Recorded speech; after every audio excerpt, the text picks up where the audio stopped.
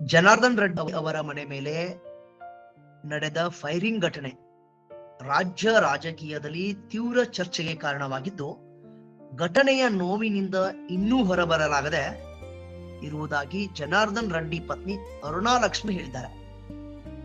ನಾಳೆ ಶಾಸಕ ಜನಾರ್ದನ್ ರೆಡ್ಡಿ ಅವರ ಹುಟ್ಟುಹಬ್ಬ ಇರುವ ಹಿನ್ನೆಲೆಯಲ್ಲಿ ಪತಿಯ ಯೋಗಕ್ಷೇಮಕ್ಕಾಗಿ ಅರುಣಾಲಕ್ಷ್ಮಿ ಅವರು ಆಂಜನೇಯನ ಮೊರೆ ಹೋಗಿದ್ದಾರೆ.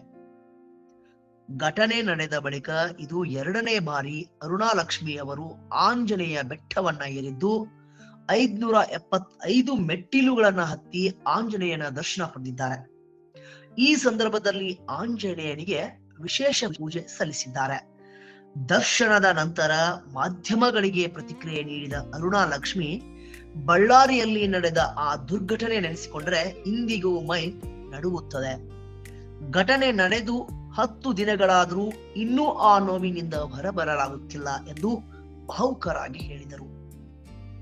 ಘಟನೆ ನಡೆದ ಸಮಯದಲ್ಲಿ ತಾವು ಹಾಗೂ ತಮ್ಮ ಪುತ್ರ ಮನೆಯಲ್ಲೇ ಇದ್ದುದನ್ನು ಅವರು ಸ್ಪಷ್ಟಪಡಿಸಿದರು.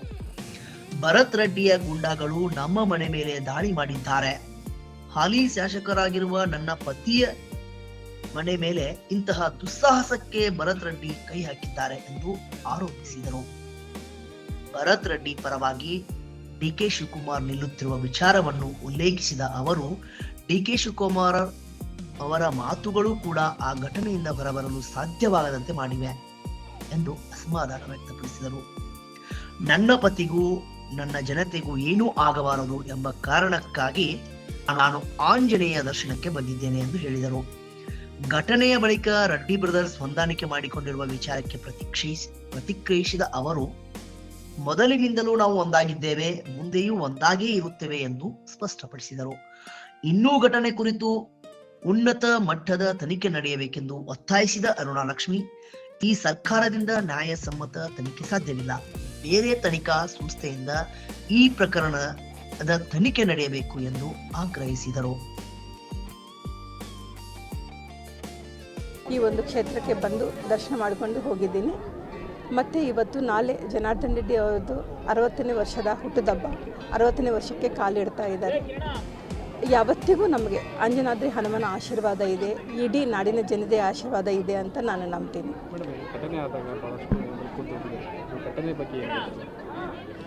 ಈ ಘಟನೆ ನಡೆದಿದ್ದು ಒಂದು ದುರ್ಘಟನೆ ಅಂತಲೇ ನಾನು ಹೇಳ್ತೀನಿ. ಯಾಕಂದರೆ ಇದು ಎಲ್ಲ ಪೂರ್ವ ತಯಾರಿ ಮಾಡಿಕೊಂಡೇ ಅವರು ಬಂದಿದ್ದಾರೆ. ಇದು ಆಕಸ್ಮಿಕವಾಗಿ ನಡೆದಂಥ ಒಂದು ಘಟನೆ ಅಲ್ಲ. ಯಾಕಂದರೆ ರಾಸಿ ಕಲ್ಲುಗಳ ತೂರಾಟ ನಡೆದಿದೆ. ಒಂದು ಕಡೆ ಬಾಟಿಲ್ಗಳಲ್ಲಿ ಪೆಟ್ರೋಲ್ ತುಂಬಿಕೊಂಡು ಮನೆ ಮೇಲೆ ಎಸೆದಿದ್ದಾರೆ. ಒಂದು ಪ್ರೈವೇಟ್ ಸೆಕ್ಯೂರಿಟಿಗಳು ಒಂದು 8ರಿಂದ 10 ಏನಾದರೂ ಇರ್ಬೋದೋ ಏನೋ, ಜಾಸ್ತಿ ಜನನೇ ಕಾಣಿಸ್ತಾ ಇದ್ದಾರೆ. ಇಷ್ಟೆಲ್ಲ ಮಾಡಿಕೊಂಡು ಬಂದಿದ್ದಾರೆ ಅಂದರೆ ಇದೊಂದು ದುಸ್ಸಾಹಸ, ಇದೊಂದು ನಡೆಯಬಾರದಾಗಿದ್ದ ಒಂದು ದುರ್ಘಟನೆ ಅಂತಲೇ ನಾನು ಹೇಳ್ತೀನಿ. ಎಲ್ಲ ಜಿಲ್ಲಾ ಜನತೆಗೆ ಇವತ್ತು ಏನು ಘಟನೆ ನಡೆದಿದೆನೋ ದಯವಿಟ್ಟು ತಾವೆಲ್ಲರೂ ತಾಳ್ಮೆಯಿಂದ ಇರ್ರಿ. ಈ ಒಂದು ಘಟನೆ ನಡೆಯಬಾರದಾಗಿತ್ತು.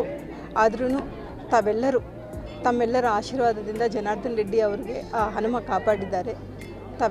ತಮ್ಮೆಲ್ಲ ಆಶೀರ್ವಾದ ನಾಳೆ ಜನಾರ್ದನ್ ರೆಡ್ಡಿ ಅವರ ಹುಟ್ಟುಹಬ್ಬ ಇದೆ, ಹಾಗೆ ಇರಲಿ ಅಂತ ನಾನು ಬಯಸ್ತೇನೆ. ಆವಾಗ ತುಂಬ ನೋವು ಅನಿಸ್ತಿದೆ ಅಮ್ಮ. ಯಾಕಂದರೆ ನಾನು ಜನಾರ್ದನ್ ರೆಡ್ಡಿ ಅವರು ಗಂಗಾವತಿಯಿಂದ ಆವಾಗಲೇ ಮನೆಗೆ ಬಂದಿರ್ತೀವಿ. ಜನಾರ್ದನ್ ರೆಡ್ಡಿ ಅವರು ಹೊರಗಡೆ ಹೋಗ್ತಾರೆ, ನಾನು ಮಗ ಇಬ್ಬರೇ ಇರ್ತೀವಿ ಮನೆಯಲ್ಲಿ. ಆ ಒಂದು ಘಟನೆ ನಡೆದಾಗ ರಾಸಿ ಕಲ್ಲುಗಳ ತೂರಾಟ ನಡೆದಾಗ ಅಂದರೆ ಒಂದು ಹಾಲಿ ಶಾಸಕರ ಮನೆಗೆ ಇನ್ನೊಂದು ಹಾಲಿ ಶಾಸಕ ರ್ಯಾಲಿ ಮಾಡ್ಕೊತ ಕಲ್ಲುಗಳನ್ನು ಗುಂಡಗಳನ್ನು ಹಾಕ್ಕೊಂಡು ಪ್ರೈವೇಟ್ ಸೆಕ್ಯೂರಿಟಿಗಳನ್ನು ಹಾಕ್ಕೊಂಡು ರ್ಯಾಲಿ ಮೂಲಕ ಬಂದಿರ್ತಾರಂದರೆ ಅದು ಒಂದು ನಡೆಯಬಾರದಾಗಿತ್ತು ಒಂದು ದುರ್ಘಟನೆ. ಈ ದುರ್ಘಟನೆಯಲ್ಲಿ ಒಬ್ಬ ಅಮಾಯಕ ಸಾವನ್ನಪ್ಪಿದ್ದಾನೆ. ಇದು ನಡೆಯಬಾರದು. ಇದಕ್ಕೆ ನಾನು ಹೇಳೋದು ಒಂದೇ ಒಂದು, ಆ ಶಾಸಕ ನೇರವಾಗಿ ಹೊಣೆಯಾಗಿರುತ್ತಾನೆ. ಇದಕ್ಕೆ ನ್ಯಾಯ ಬೇಕೇ ಬೇಕು.